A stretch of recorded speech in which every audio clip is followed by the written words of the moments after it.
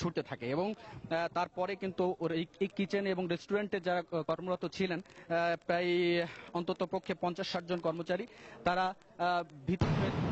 ভীত হয়ে চতুর্দিকে ছোটাছুটি করতে থাকে এবং এই মুহূর্তে আপনারা একটা আওয়াজ হয়তো শুনতে পেয়েছেন যে গোলাগুলির আওয়াজ শোনা যাচ্ছে। তো একটি ভীতিকর চরম পরিস্থিতি এখানে আমরা দেখতে পাচ্ছি। হ্যাঁ, গোলাগুলি চলছে চতুর্দিকে মুহুর্মুহু শব্দে এবং আইন শৃঙ্খলা বাহিনী কিন্তু তারাও কিন্তু দৌড়াদৌড়ি আমরা দেখতে পাচ্ছি, আপনারা লক্ষ্য করতে পারছেন দর্শক। এই মুহূর্তে প্রচুর গোলাগুলি আমরা শুনতে পাচ্ছি। আপনারা শুনতে পাচ্ছেন যে মানুষ দৌড়াদৌড়ি করছে, কিভাবে তারা প্রাণ রক্ষা করবেন এরকম একটা পরিস্থিতি এখানে বিরাজ করছে। দর্শক, এখন কিন্তু মানে এখানে মানে নিজে দাঁড়িয়ে থাকাটাও একটা ভীতিকর পরিবেশ। যেমনটি বলছিলাম যে রাত 8টার দিকে বন্দুকধারী 8-9 জন লোক 8-9 জন লোক তারা এই রেস্টুরেন্টের মধ্যে প্রবেশ করে এবং তারা কিন্তু অতর্কিতে গুলি ছুটতে থাকে। এই একটু আগেও কিন্তু আমরা একজন দেখেছি। এই মুহূর্তে আমরা দর্শক আপনারা দেখতে পাচ্ছেন যে একজন পাঞ্জাবি পরা লোককে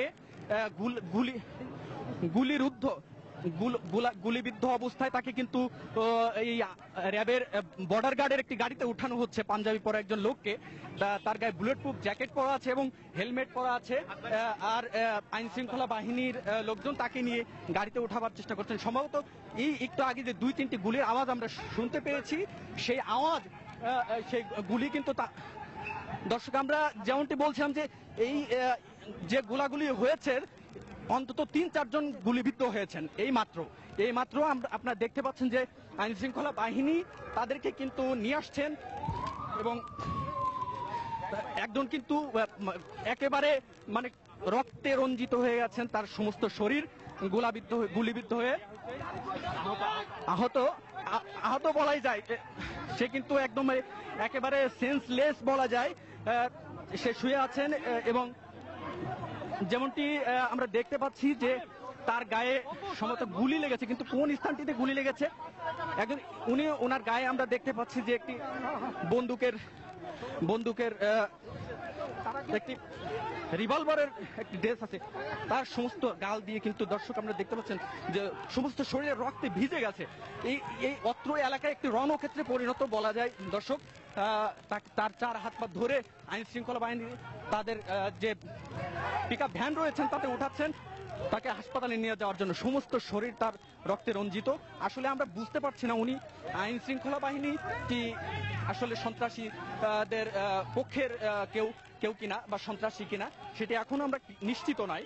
তবে এখানে যে পরিস্থিতি যেমনটি দেখতে পাচ্ছেন যে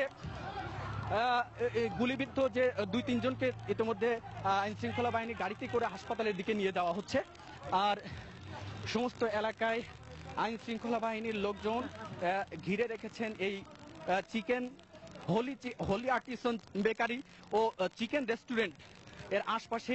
মানে এখানে দাঁড়ানোটাই এখন বলা যায় দর্শক যে নিজের জীবনের নিরাপত্তাহীনতা। সুতরাং আপনারা দেখতে পাচ্ছেন যে আইন শৃঙ্খলা বাহিনী কিন্তু চতুর্দিকে দৌড়াদৌড়ি করছেন, তারাও কিন্তু নিশ্চিত নন, কারণ আইন শৃঙ্খলা বাহিনীর কয়েকজন লোক ইতোমধ্যে গুলিবিদ্ধ হয়েছেন। এমনটি আমরা ইতোমধ্যে জানতে পেরেছি। যারা গুলিবিদ্ধ হয়েছেন তারা সম্ভবত আইন শৃঙ্খলা বাহিনীরই লোক, কারণ তার পরনে জিন্স প্যান্ট সাদা পোশাকের উনি সাদা পোশাকেরই ছিলেন এবং তার বেল্টের সাথে একটি রিভলভারের যে কাভার চামড়ার সেটি কিন্তু আমরা লাগানো দেখতে পেয়েছি। অর্থাৎ বলাই যায় যে তিনি আইন শৃঙ্খলা বাহিনীর লোক।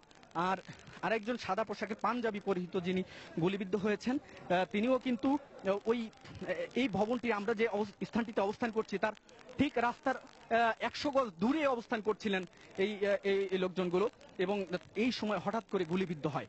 আর ইতোমধ্যে কিন্তু র্যাব তারপরে বর্ডার গার্ড, পুলিশ, সমস্ত বাহিনীর ডিবি, সব বাহিনীর ঊর্ধ্বতন কর্মকর্তা থেকে শুরু করে সর্বস্তরের আইন শৃঙ্খলা রক্ষাকারী বাহিনী কিন্তু অত্র এলাকা ঘিরে রেখেছেন।